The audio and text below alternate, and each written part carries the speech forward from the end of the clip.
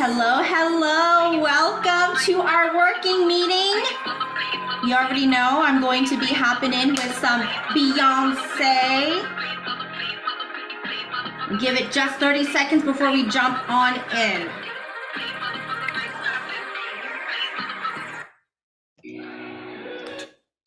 Hello. Hi, everyone. Happy Wednesday. So excited to have you all here. Real talk, I'm just going to jump right on in. Okay. So I am Molly. Nice to meet you. If I have not had a chance to chat with you yet, I am here to guide you today through how to create an effective, efficient resume. Okay, so we're going to jump right on in. Now, for those of you who haven't connected with me on LinkedIn yet, I highly recommend for you guys to do that. Okay, the lay of the land today, I am going to be highlighting a resume, really going in step by step what you need to have to start landing those interviews. Okay, so we're going to talk a little bit about foundations. We're going to go straight into what those components are on your resume that you need to have. Okay, now for those of you who are on the line, you guys will see that I have Taylor, who is Team Lotus, Team Molly, that's on here as well, and she's going to be helping us to navigate time, making sure that she is managing the chat. She is a part of my team, and so please know that Taylor is here for a reason. Okay, so she's here to support me. Okay, now with that being said, let's jump right on in. Okay, I will say that please feel free to go ahead and jot down your questions. Okay, the goal today is to get you guys through this, and then of course I want to be able to continue providing value for you, okay, throughout the session, this working meeting, as well as to answer your questions, because not everyone's going to be coming here today with the same goal, right, career goal in mind. Okay, so please feel free to jot down your questions, and then we'll go in and do some Q&A at the end. Okay, so you guys can see here, I am screen sharing an example of a resume. All right, and I will be very honest and frank that this is a compilation of resumes that I have helped to revamp with my clients. Okay, so there is a lot of this that has come directly from my brain, and that's how I'd like to give it to you as a gift today. Okay, now if I could see in chat how many of you, and if you can include the title that you want to land next, I will do my absolute best to incorporate those components of the career that you all want to land in today's working session. Okay, so let me know how many of you know the position that you want to land next. If so, please drop it in the chat for me. Okay, now while you guys are all doing that, I am going to start off with a really important foundation. Okay, L&D specialist, awesome. Okay, instructional design, yes. Training coordinator, fantastic. Okay, so interestingly enough, the titles here are similar, right? We have marketing manager, marketing director. Woo! Yes, Laura, I am all about people who want to get into director level positions. Okay, health analyst, very nice. Okay, cool. So feel free, for those of you who are just joining here, yeah, drop whatever information that you guys can give to me so that I can try to cater today's time to the best of my ability to add value for you. Okay, now the reason why I'm asking you guys to all drop in the link or in the chat what you guys want for your next role is because before you guys even go in and you revise your resume, okay, real talk, in order for you to have an effective resume, first and foremost, you got to know what you want to do. Okay, and the more hyper focused, the more specific you can get, the better. Now, before you come at me and you're like, well, Molly, I'm like a multi-potentialite and I like a lot of things and I've got lots of passions and lots of strengths. Okay, I encourage for you then to have different versions. Honestly, no more than two, okay? No more than two. Because if you have more than two roles that you're aiming for, now you're just doing what recruiters call, which is spraying and praying. And that is not a strategy, babe, okay? Not a strategy, okay? So you have to know what position you want to land next, okay? And I'll explain as we continue working through this resume why that's essential, okay? But for now, please know that if you haven't had a chance to really narrow down what you want to be when you grow up again, right? Or honing in on what that next up leveling looks like for you, hone in first. Rewriting your resume, not knowing what your North Star is just going to make things that much more complicated, that much more frustrating for you. And quite honestly, you're going to be wasting your time. Okay. So again, if you have any questions, make sure you drop it in the chat. I can see Charlene actually said it right here. Is it okay to have a master resume that is posted on LinkedIn, but then modify it for specific jobs and companies to be sent? Yes, it is. Here's my rule of thumb. Like, again, let's talk baseline and guidelines first before we even go step by step through the resume. Okay. Number one thing, when I work with my clients, and I encourage all of you guys to do, okay, is to minimize the amount of tailoring that you need to do in your resume. Because, hello, work smarter, not harder, right? Your time is valuable, okay? So the more you can hone in, hyper focus on what you want next, naturally, the less tailoring you are going to have to do with your resume, okay? Now, again, what I do and what I help my clients to do is actually get down to one resume that is in such great shape that they don't ever have to tailor again. Yeah, I know. They never have to tailor again. Okay. How many of you just type the word yes in the chat? How many of you would like to never tailor your resume again? Yes. Yeah. Yeah. Who the heck wants to do that? Nobody wants to do that. Okay. Myself including, and this is my profession. Okay.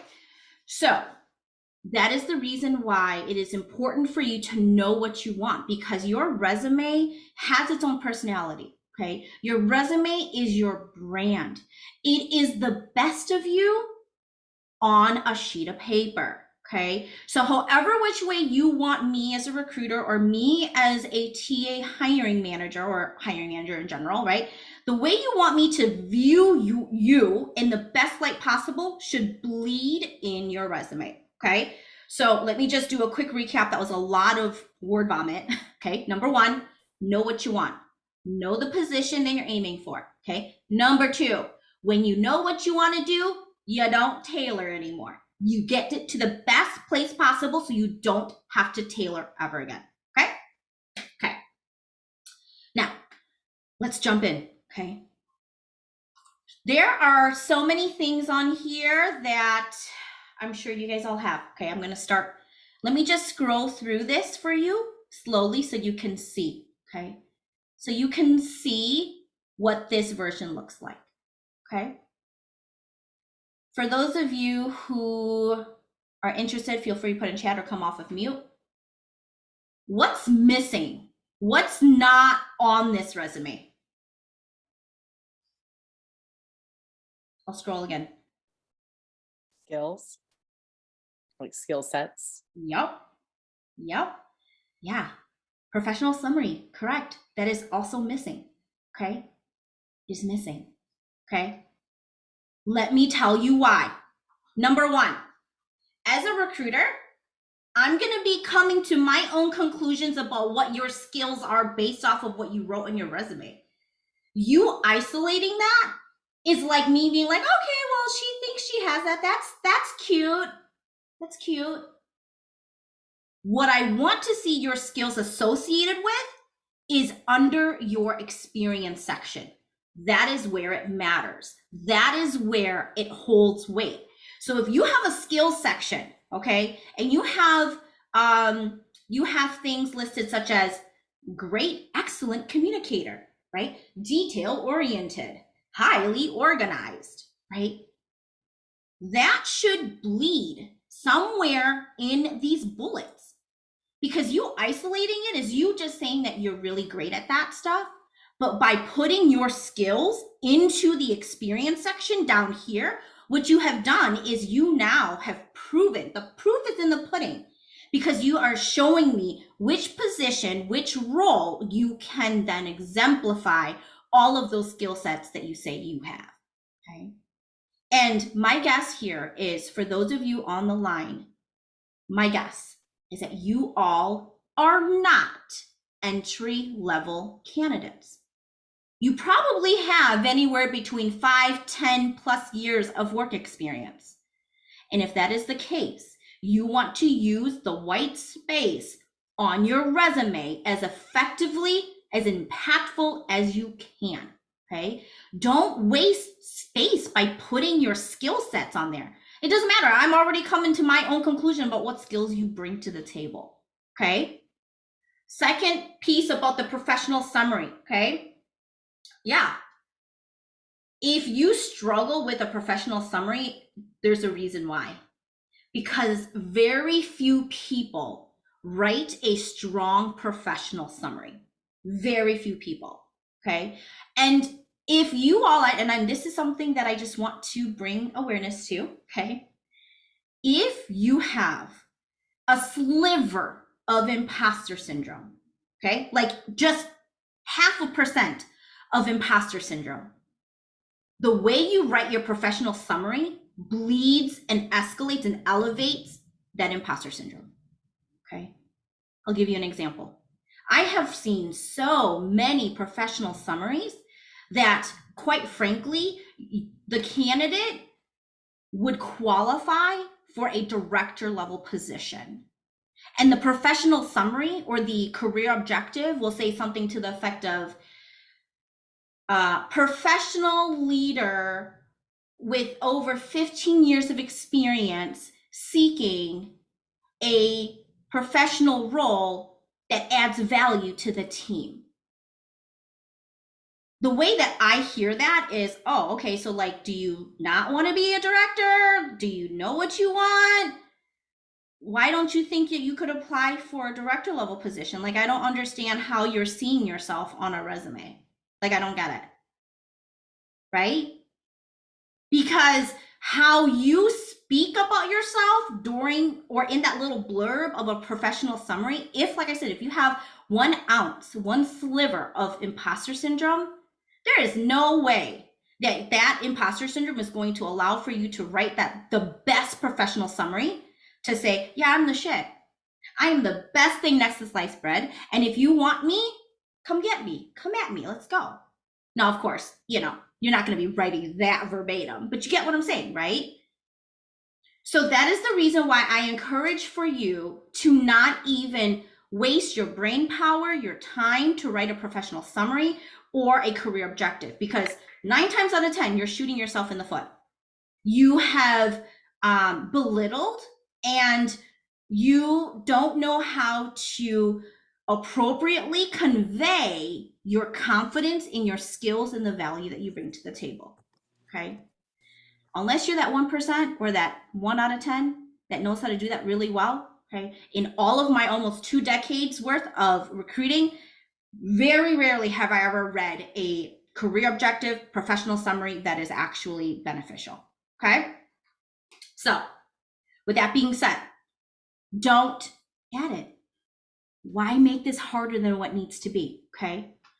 The pieces on this resume that as a recruiter and a hiring manager that I care about is your education, your work experience, and oh, of course, the header. Like, I want to know like who you are.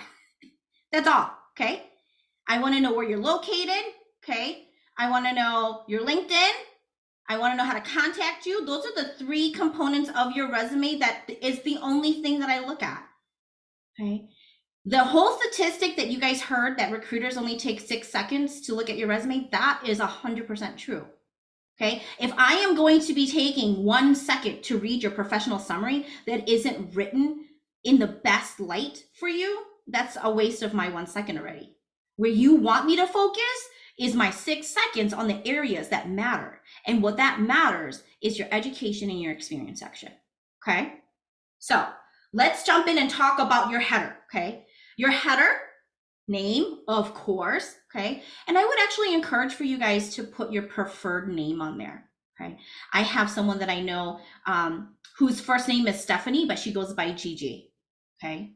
Or if you're a Jessica and you go by Jess, okay, put your name on there. It doesn't have to be your formal name. Where it becomes, where you need to put your legal government name is when we do background checks, okay? But your resume is a great first impression of who you are and how you want us to address you. Why would you not want to highlight your name as how you prefer for me to say it, okay? For those of you who are, hopefully, I think this is pretty common knowledge, but let's just call it out. Do not list your, no need to list out your full address, okay? City, state, maybe zip is fine, okay? I just need to know where you at, okay?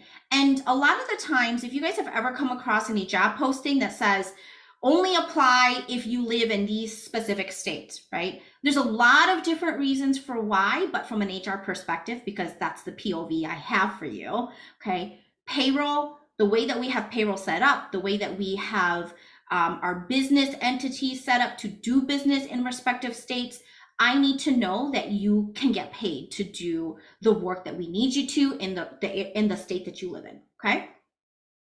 Phone number, email, and of course, please, please, please, please, please link your LinkedIn profile, okay? I look at all of my LinkedIn profiles when I'm reviewing your resume because your LinkedIn profile shows me more about who you are and your personality and your authenticity, okay? When I look at your LinkedIn, it's because I want to see if you are a culture fit for us, okay? So make sure your LinkedIn's on there. If you don't have a LinkedIn, that's for a different day, another TED Talk, okay, y'all? Okay, going right into education and certifications, okay? Big thing here. Make sure that you're putting the word awarded on there, okay? And then you can just give me a year. That's fine. I don't need month and year. I don't even need the specific day, okay? But when you highlight that you've actually been awarded these things, it helps me to see that, okay, great, check box, green check, right? You have the minimum education quals that I'm looking for in the position, okay? So something so minor, but so impactful, okay? What you don't want me to do as a recruiter is to question whether you actually have this degree or not, okay? Same thing with the certifications. If you're going for PMP, y'all, like, let me know. When did you get that? That's awesome. I want to know. Is this something that you've had for a long time? Did you just get it? Okay. Awarded, the dates is so important. Okay. Now, I will say, before I move forward here, I will say for certifications, I get this question a lot. Can I put LinkedIn certifications or LinkedIn courses on here? Or what about Google classes? Like, you know, or what is it? I'm blanking on Coursera, right? No, not on your resume, okay? All of those kind of upskilling coursework can stay on your LinkedIn profile, okay? Remember, your resume is to highlight the best of you, not all of you. Let me say that again. Resume is to reflect the best of you, not all of you, okay?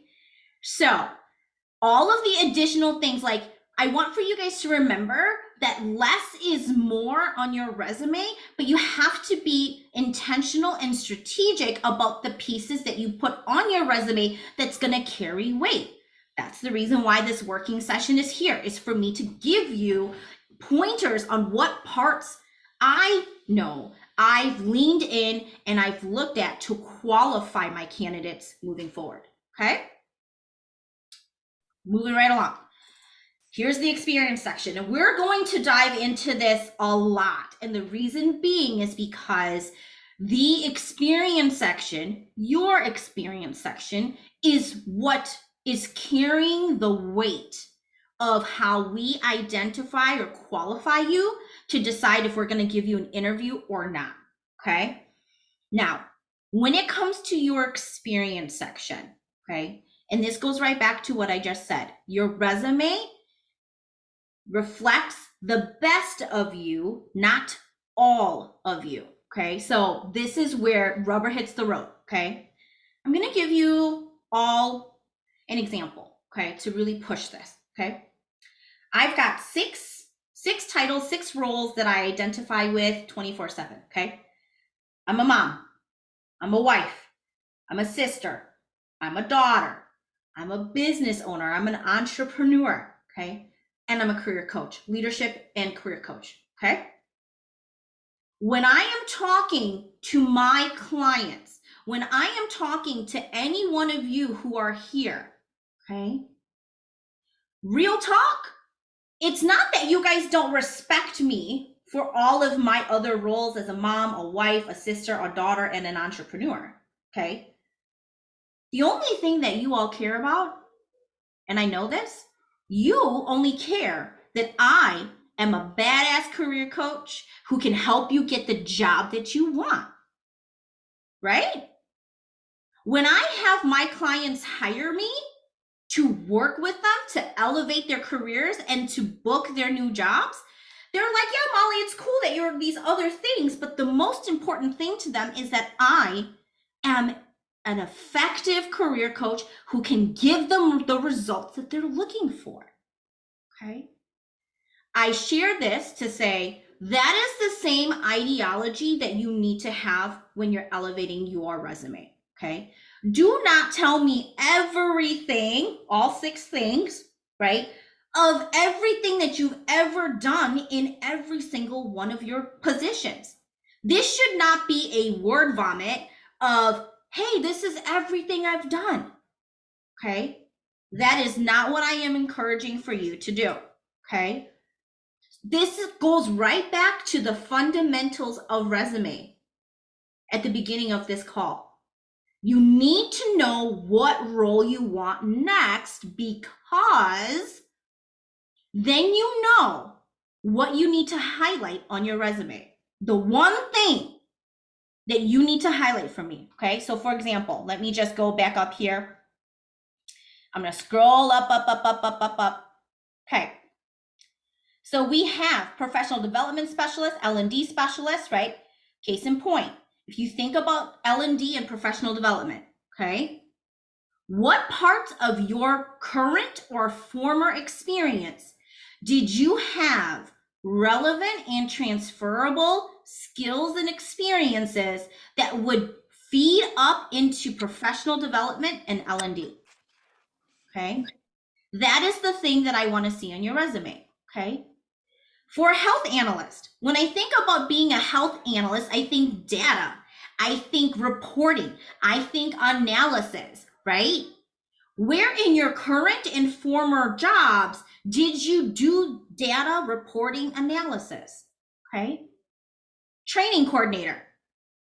When I think training, I think, of course, coordination, events. I think about presentation, facilitation skills. Okay. Highlight those key things in your resume. Okay. Instructional design. Okay. Got a handful of instructional design in here, which is my fave. I've got lots of clients who are shifting into ID. So for instructional design, okay, when you think about instructional design, what do you need? You need to be able to create content in curriculum, right? You need to be able to understand the learning abilities of the people that you are sharing this content to, okay? Those are the key pieces I need to see in your resume, okay? That's the only thing I need to see, okay? Do not overshare, do not overload your bullets in your resume that does not pertain to the job that you want next, okay? And it was probably, I'm sure, lots of questions on that piece on how, okay? Let me ask, how many of you are struggling with this concept? Put yes in the chat, or maybe.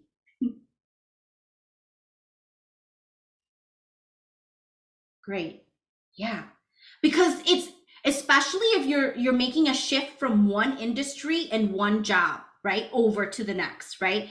And especially if you're jumping, right, you're making a total career shift, it can be hard to see how you can find apples to apples experience, okay? So, yes, quantifying of results. Yes, that too. Okay? So let me give you something right now, okay? For those of you who are struggling with how to see apples to apples, and or if you want more support, guess what I'm going to do? I just opened up my calendar for the next week here, and only people on this call, you guys have a special invitation, okay? Taylor, could you drop the link to my Calendly, please, on here? I am going to give you guys an opportunity to connect with me one-on-one where we can actually walk through your resume, okay? Where I can actually sit and we can just go on Zoom and screen share, and let me give you even more specific insight and value on what you can do better. And you can pick my brain, ask me questions, things of that nature, okay? The whole goal here is to provide you with value, okay? It's to help you to continue working towards your resume, okay? And elevating that. Because my guess is that if you guys are all looking for a resume, it's because you guys are all looking for a new career, right? And this is the tool that's going to help you do that, okay? So I want you guys to take a couple minutes right now. I want to give you guys this protected time because I understand that things can get busy, okay? So while you guys are doing that, click on the link, go ahead and book that clarity call right now so that we can go ahead and make sure that I can give you my own eyes on your resume, okay? Now, when you guys fill out the form in the whole, like, how did you stumble across me thing, if you guys put in there the working meeting, the resume working meeting, then I know you're coming through this workshop, and I know then that I can come prepared to help give you guys some more insight, okay? With that, we'll also, of course, I want to get to know you better. I want to understand what's going on with your job search. Is the resume the only thing that's holding you back on getting that career? What's getting in the way? What's getting stuck? Where are you getting stuck? Okay. And of course, helping you to get unstuck, right? Now, after the call or towards the end of the call, after we provide you value and your resume, understand and get to know each other better, if and only if it makes sense to the both of us, then of course, I'll share a little bit more about how I can work with you to get you where you want to be. Okay? Awesome. Great. So moving right along here. For the questions, I know I'm seeing here some of the quantifiable things on here. This is really where my clients, and I think a lot of you guys struggle with when it comes to quantifiable things. So let me actually guide you through step by step. Okay? So let's just assume that this resume had none of these key pieces in here, and I'm just going to highlight some of these, okay? Because here, real talk, like, this is what I helped my client to do, okay? So she did not have any of this quantifiable measures. I will share with you that a lot of you mistake quantifiable components on your resume as like money earned, money saved, percent increase, percent improved, right? And yeah, those numbers are really impactful. But when, as a recruiter, when I think quantifiable, I just want to know how you're painting your role for me using numbers. For example, before I had my client put in the numbers on here, she just had maintaining and monitoring project plans with a budget, creating project schedules, work hours, and expenditures, producing reports outlining project status, stakeholder feedback, and KPIs deliverables, okay? When you are looking at your bullets and you're looking how to quantify it, here's what I want for you guys to look at. What can you give me a number for, right? So when she said that, I said, okay, well, how many project plans though? Oh yeah, 26. 26 project plans is very different than 2 project plans, okay? I want to see the volume. I want to see the quantity. I want to see that you can juggle multiple projects, okay? Especially as a project manager in her case, right? I want to be able to see that she can handle lots of different things, okay? Budget. Anytime that you are talking budget, I want to see dollars tied to that budget. Even if you can give me a rough estimate like she did, right? 80K plus budget. Give me something to work with. Okay. Again, an $80,000 budget is very different than an $800 budget, respectfully. Okay. I want to know, what do people trust you with when it comes from a financial perspective? Okay. Same thing with reporting. There's lots of you in the roles that you guys want that help to create reports. Well, how many? Is it weekly? Is it daily? Is it quarterly? Is it annually? Like, what does that look like? Help me to understand that. Okay. So when you're looking at items through this, right, think about where you can plug numbers to paint a picture for your recruiter. Okay. The more numbers we have, the better, because numbers also pop out for us. Okay. So we want to be able to see that, oh, yeah, okay, cool. When we're skimming your resume, these numbers pop out to us. It's easy for us to pay attention to the key pieces. And again, it just shows us the capacity that you have for that. Okay. Another question I get a lot is, Molly, how many bullets should I have on my resume? Okay. I will say, here's my recommendation. Okay. At minimum, 4 bullets per job at minimum. Okay. No more than 8 to 9. And it just really depends on how robust or how long you've been in the job, right? This goes right back to my rule of thumb, right? When you know the job that you are applying to, limiting your bullets to 8 to 9 bullets is completely doable, okay? Because again, you're not showcasing all 6 things that you're doing in your job. You are highlighting the one job that matters most to the job that you're applying to, which is the role that I'm trying to fill. Okay. So I would even say that most people struggle with coming up with 8 to 9 because they're like, well, if I'm just highlighting this one component of my job that I do, well, then yeah, I'm probably going to have more like 4 to 6 bullets. And that's completely okay. Okay. 4 minimum, 9 maximum. Okay.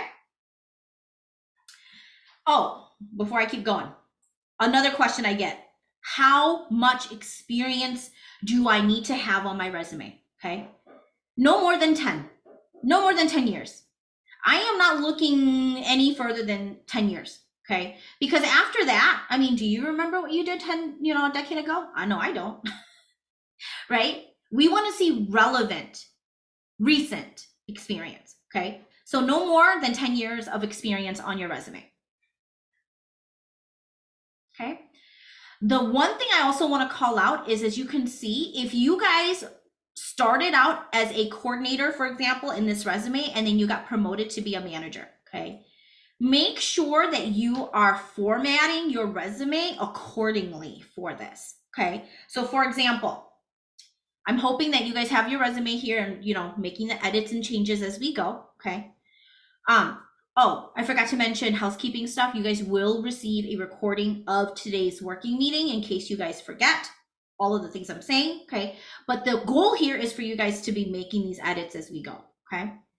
If you started at one job and got promoted to another job, however many times that is, I encourage for your format to be this way. Okay. Format the company first, okay, then location, then the most recent title, and then the initial position that you started with. Okay. Do not combine it and put it up here and make it look like project coordinator and project manager. Okay. I want to see your trajectory. I want to see how long you were a coordinator for before you got promoted to be a manager. I want to see that you are promotable. Okay. And in order to do that, you have to break both of those positions, or however many positions you had, right? I'm working with one client now who has been promoted 5 times in her role. She's been in her company for almost 10 years. So we broke it down 5 different times because I want to showcase that, yes, she is promotable and she paid her dues in her company. She's working her way up, okay?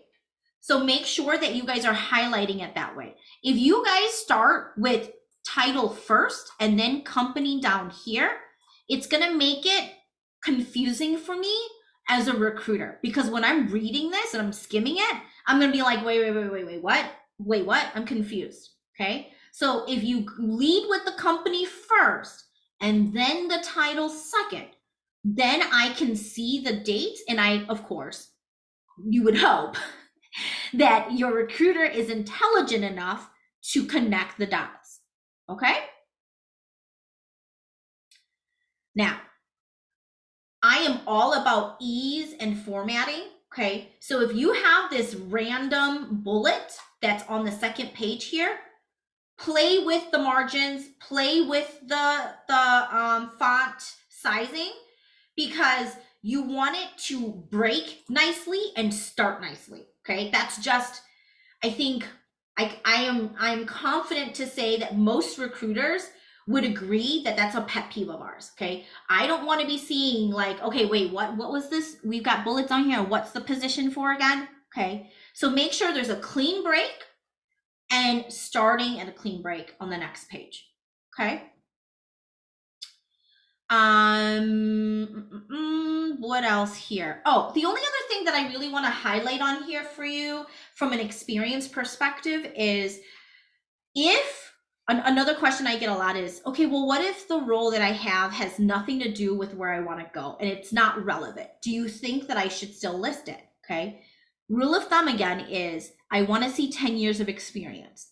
Okay. So even if it may not be, it's apples to oranges experience, if that role or that position helps to showcase your total 10 years, add it. Okay. And again, try your best to highlight the apples to apples skill set from where you had your previous experience and where you want to go, okay? We live in a capitalist society, y'all, okay? Money talks. So anytime you can talk about money generated, money earned, money saved, okay, you are gonna want to include that on your resume, okay? So for those of you who are doing like fundraising, okay, if you guys help to do fundraising, put that on there. For those of you who have helped to gain grants and scholarships, put that on there. If you are someone who is doing audits and you caught a big mistake and that saves the company, thousands of dollars in fees and fines, right? Put that on there, okay? Money talks. Add as much money, budget, money earned, money saved, money generated, fundraising, all of that jazz in your resume, okay? Especially under each of your experience sections, okay? All right. Last but certainly not least, okay? Technical proficiencies. This is the one time that I would 100% agree for you to isolate this, okay? Because more and more companies want to know that you feel that you have a comfort level with technology, especially with specific systems, okay? Now, I will say what not to list. Do not list Microsoft, because we assume as a recruiter and a manager that you come with that, okay? No need to list it. Everybody's expected to know how to do that. Do not list Google Suite.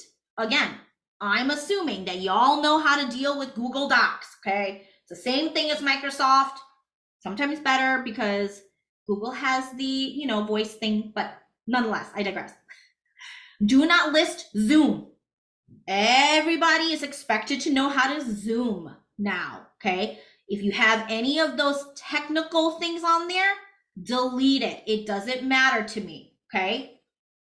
What I do want to see is systems and technologies that is specific to your industry. So in this particular case, right, for my client who was going from teaching into project management, okay, she wanted to highlight all of the things that she learned because she got her PMP. She actually went and got a lot of experience in the specific components that she had. So she wanted to go ahead and say, yep, Jira, I do that. I'm agile as well. I have Slack, and she has some marketing background as well, right? So she wanted to be able to showcase that she has SEO experience. Okay. These are the type of things that I would want for you to highlight on your resume, because then if you're applying to a technical company, then I know that you're comfortable with tech. Okay. So one other thing that I want to highlight as we are wrapping up the step by step, we're going to go into questions. I see lots of really good questions here, so we're going to have plenty of time for that. Okay.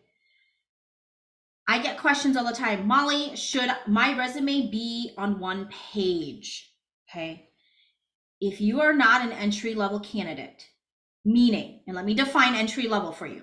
You are not N-O-T, okay? Not an entry level candidate if you have 5 to 10 plus years of experience, okay? An entry level candidate to me, okay, is defined as someone who just respectfully graduated, fresh out of college with no professional work experience, okay? Like I think back to when I was just using myself as an example, right? Like when I first graduated college, I mean, I had some really solid work experience, but like I worked before my very first job was Kohler's, you know? It's not going to be considered as air quote professional, okay? It's not relevant, it's not relatable to where I wanted to go, which was HR, okay?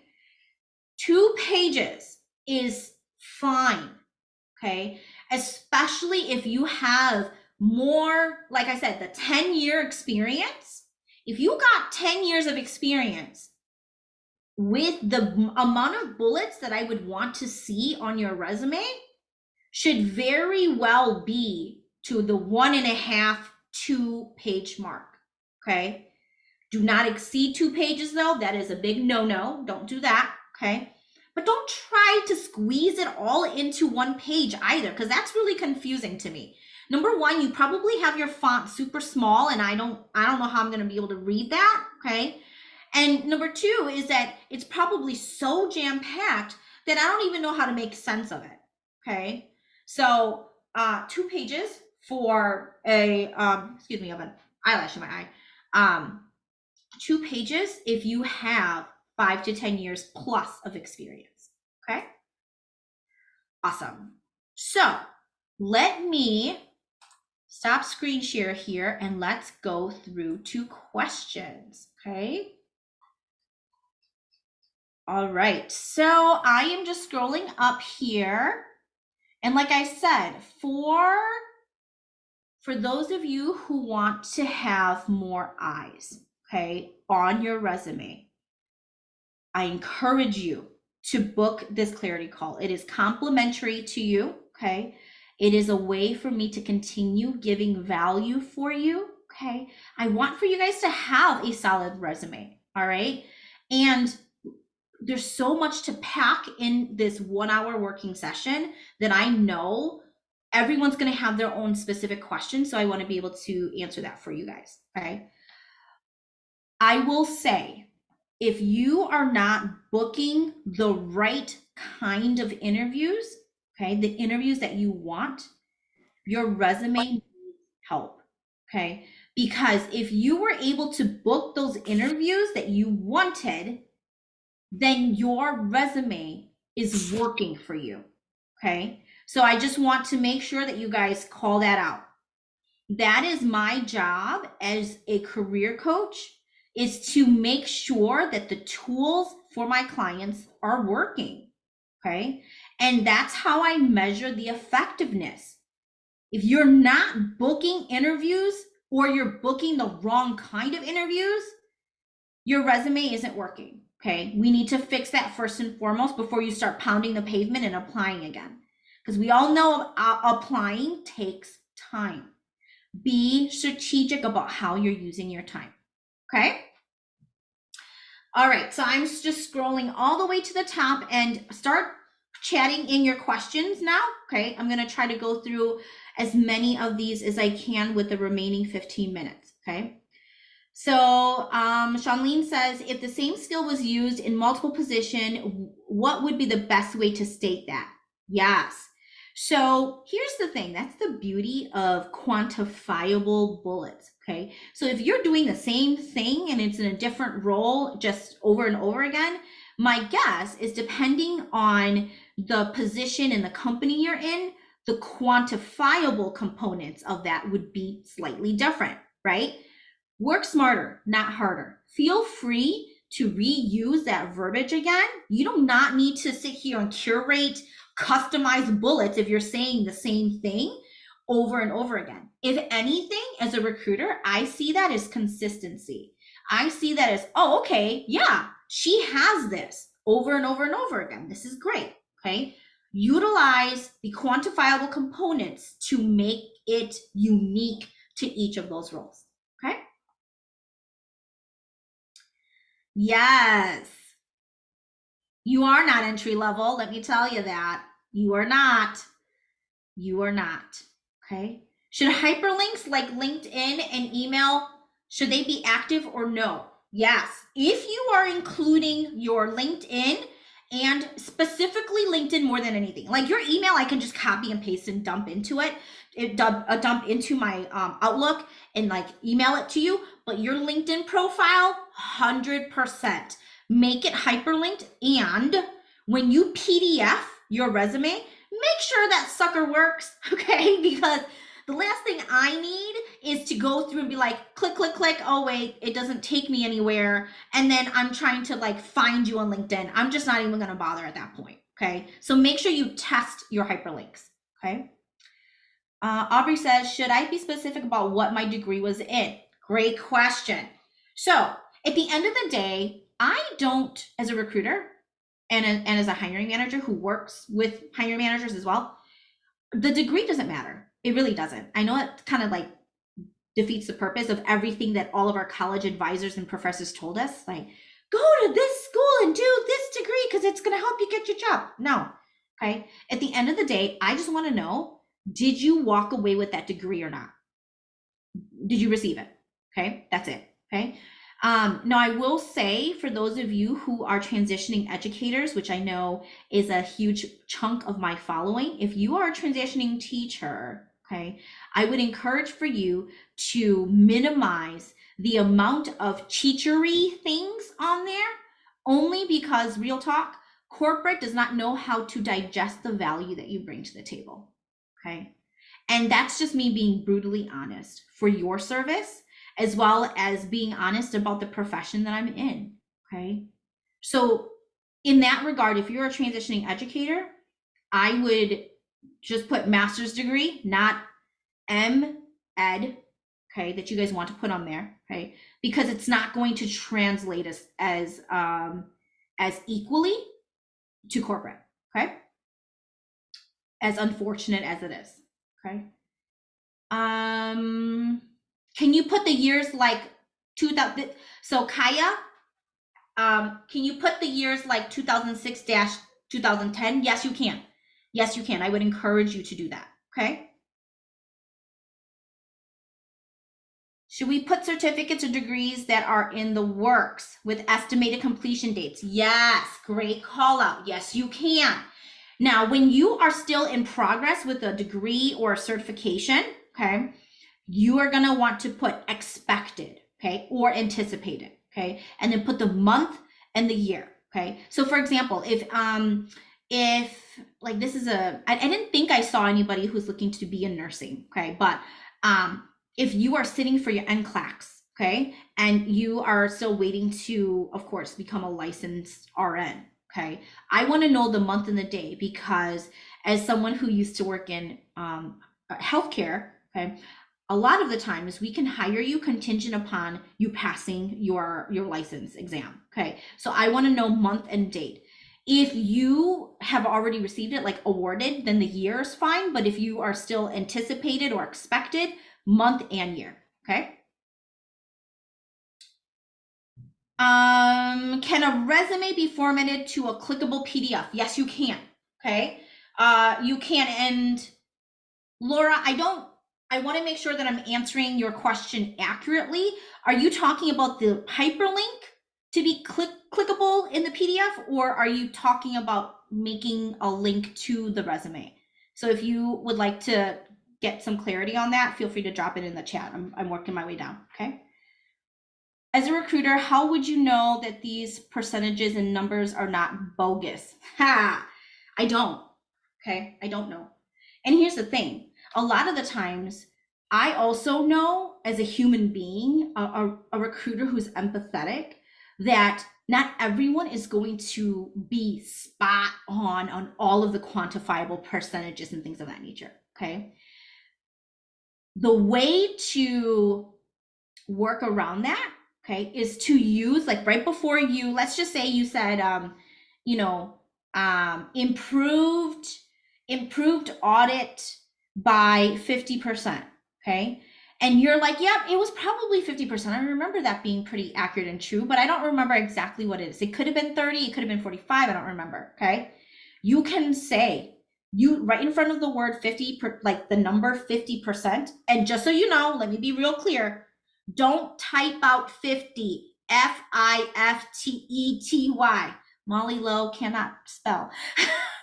Put in the number 50%, okay? Like numbers, okay? Characters, numeric characters, because that pops out for me, okay?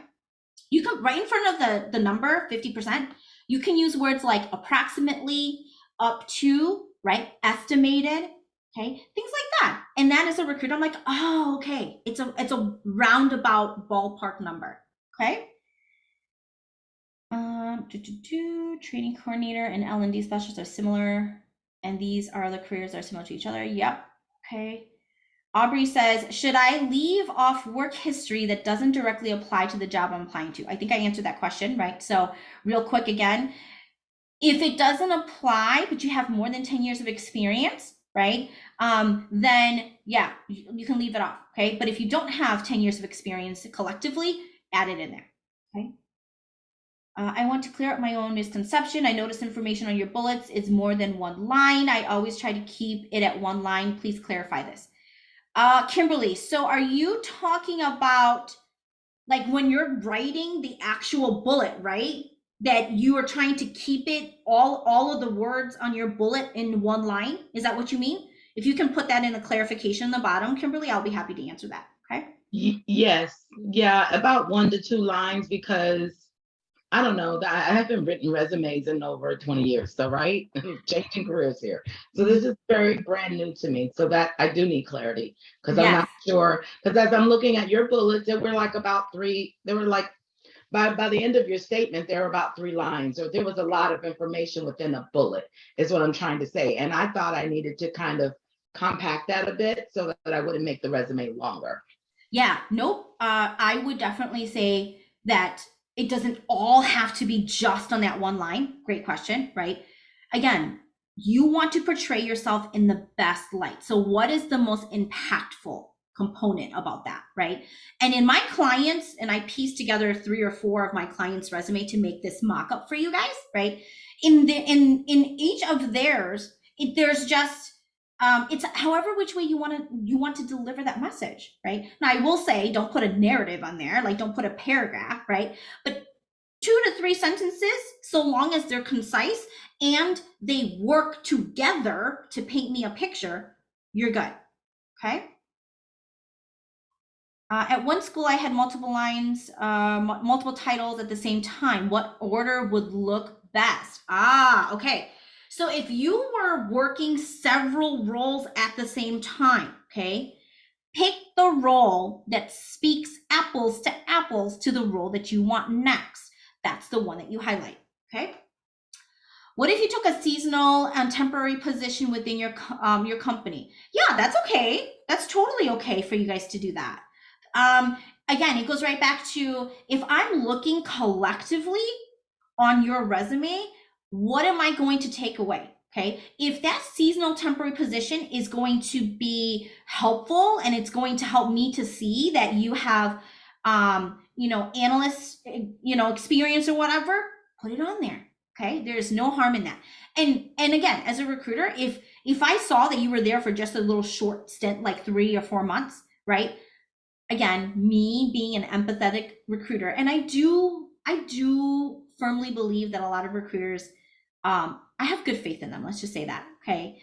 In my former peers and colleagues, if I have a question about why you're jumping right from one job to another, but I see that you have really solid skills, I am not going to X you right away. I'm actually going to call you and say, yeah, you know what? It's actually worth in a conversation to see why they left. Okay. Now, of course, if you are, which I doubt any of you guys are on here, right? But if you're getting terminated left and right after every single job, well, yeah, that's going to be a red flag for me. Okay. Kimberly says, please also clarify, you only need years of experience section. What happens if you transition to another position or job within the year? Yeah, and that's okay. You can do month and year. I've seen it both, okay? Make sure that it's consistent and that, again, it paints the accurate story of your experience. So if you transition from one to another within the year, then yes, it makes sense for you to do month and year, okay? What if you took a gap year off for personal reasons? Yeah, if you took a gap year for personal reasons, you don't need to put that on your resume, honestly. Like, case in point, COVID, okay? The whole world, for the first time, right? For the whole world was impacted by COVID. I don't need to see that, beginning of 2020 through to 2021 or whatever, right? That you were unemployed or that you took a gap to take care of your family or to prioritize that work-life balance or what is important to you, which is family, okay?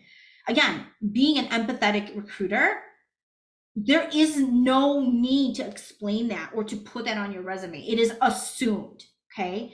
So from a personal reason, okay, yeah, you don't need to highlight that. Just leave it. If I have a question between, 2002 or 2020 and 2022, and I'm like, okay, well, what's been happening since then? I'll ask you, okay? But no need to highlight something that's going to cause you anxiety. Let's just say that, okay? The leftover times don't work for me. Is it possible to schedule something else? Oh yeah, Aubrey, if it doesn't work for you, feel free to email me. All of the working meeting email reminders are directly to my work email address. So feel free to email me and pitch me some dates and times that can work, okay? Thank you for taking the lead in the initiative. I like that. Again, Taylor, can you drop the chat or the Calendly link in the chat again for those of you who are still have yet to schedule that call? That would be great, in case you want to, okay? No pressure, totally up to you, okay? Can you share how to summarize your years of experience past the 10-year mark, or would you leave it off altogether? Okay, so if you have more than 10 years of experience, okay, and you still have, like, let's say your resume's at 1.5 in pages, okay? Yeah, 100%. Go ahead and add more to it. That's totally fine. Like I said, don't exceed the 2 pages. Especially if you feel like, the remaining, let's just say that you have 15 years of experience, right? And you feel like, yeah, those first 5 years really set my career in that right direction for me. Okay, yeah, go ahead and do it, right? Same guidelines apply, okay? Minimum of 4 bullets, no more than 8 to 9 bullets, okay? And just showcase where you went, okay? Think of your resume as you telling me a story, okay, y'all? You're just telling me a story, okay? If you're returning to school or recently graduated, would you list the relevant courses to the job description? Great question. The answer is no, okay? And the reason why, it's not because I don't care, again, right? This is a great place, or LinkedIn is a great place for you to put that coursework though, okay? But not on your resume. Why? Because you only have 2 pages to work with. If you use that space to put coursework in there, I would much rather you add work experience for me, because that's what matters more, okay? All right, y'all, I know we're already at time here. So for those of you, I'm gonna keep going through these questions. For those of you who wanna stick along, feel free to stick along. But otherwise, we will be sending this recording out to everybody. Okay. Hope to see you guys all on a clarity call. What about teacher certification, single subject, or leave that off? Yes, great question. If you are transitioning out of education into corporate, leave it off. Okay. If you're going from, let's say, a teaching position to ed tech or to higher education, like a university, okay, you can leave it on. Okay. More questions from Kimberly here. When the resume is uploaded, should it be Word or PDF? PDF, always. PDF, always. That way, like the formatting doesn't get real wonky, okay? It stays put the way that you want me to see it, okay? How would I include committee leadership roles during a job? Ooh, this is great. Good call out, Brenda. If you have committee leadership roles, okay, it goes right back to if you can, if that is more aligned to where you want to go next, I would highlight the committee leadership position more than your tactical job that you're doing. Okay. Again, it's one of the many roles that you have. Highlight the one that matters to me most that I'm going to see as you being best qualified for the position you're applying to. Okay. I was a visual arts teacher. Which title is better? Teacher, instructor, or educator? Should I even bother to write art at all? Yeah, great question. So, Charlene, here's what I'll say. Bring this question to your clarity call, okay? And let's work through this one together. I want to be able to help you to feel really empowered and not lose sight of your authenticity of what you've done as a visual arts teacher. Okay, so make a note of that, and let's make sure we talk about it when we hop on the clarity call. Okay. Still wondering the same thing. Same with you, Aubrey. Okay, same with you. If you haven't booked that call yet, make sure you do. Let's talk about it. Okay, because of course I want to honor, and that's the thing is that like I'm going on my 10-second soapbox here, but especially those of you who are shifting careers and changing and pivoting out from a new position or from an old position in industry to a new one, okay? There's going to be a sense of anxiety. There's going to be some mourning, right, of your career and going into a new one. And that's okay. What we want to do is we want to highlight the key components that's important to you and that you can speak to. Because at the end of the day, even if I help you to elevate this resume, if you say, yeah, Molly, I want to work with you and let's go ahead and get this going, you still have to be the one to answer to it. You still have to be the one to answer the question, walk me through your resume. You have to feel really good about that, okay? All right, and then Kimberly said on here, not sure about order of each section that should be in the resume based on what you showed. Name, information, experience, skills. Some say highlight your skills first. What is the best way?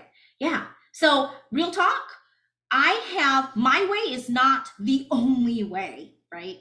My way is a way that I know has worked. My way is effective. My way is proven. My way works, okay? But that doesn't mean that you can't format it differently, okay? Some people will have their technical skills first, and then they'll do their education and they'll do work experience. Some people will kick off the resume right away with the experience, and then they'll do education, and then they'll do technical skills.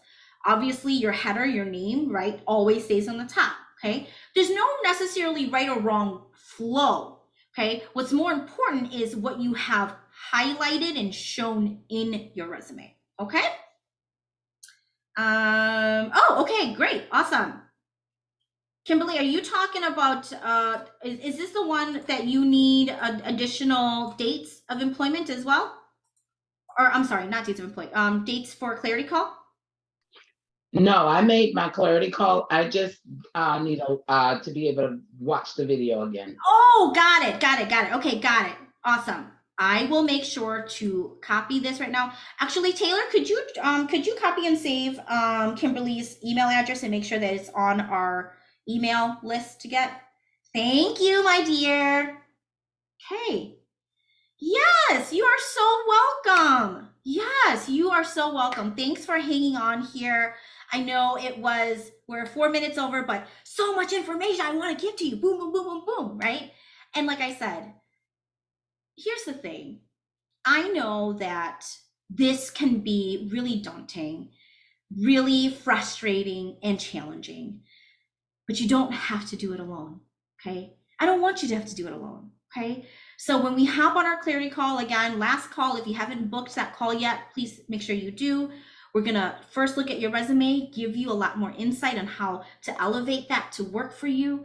Then I wanna know you, I wanna get to know you better. I want you to get to know me better, okay? Understand what you're getting stuck at in your job search. Is it just resume? Is it more? Let's help you get unstuck. And then of course, if it makes sense to the both of us, we'll talk about how I can work with you to get you where you want to be. Okay. So, with that, thank you all so much for joining. I absolutely love doing this. Let me know. I would love to hear your thoughts about how this was. If you guys could just take 2 seconds before you log off, let me know your thoughts about this. I would love to read your feedback and see how this all worked out for you guys. And yeah, any ideas too. If there's any other ideas that you guys want me to do another working meeting on, happy to do that. Okay. So with that, send you guys all of my love. I will see you guys on those clarity calls. Have a good night.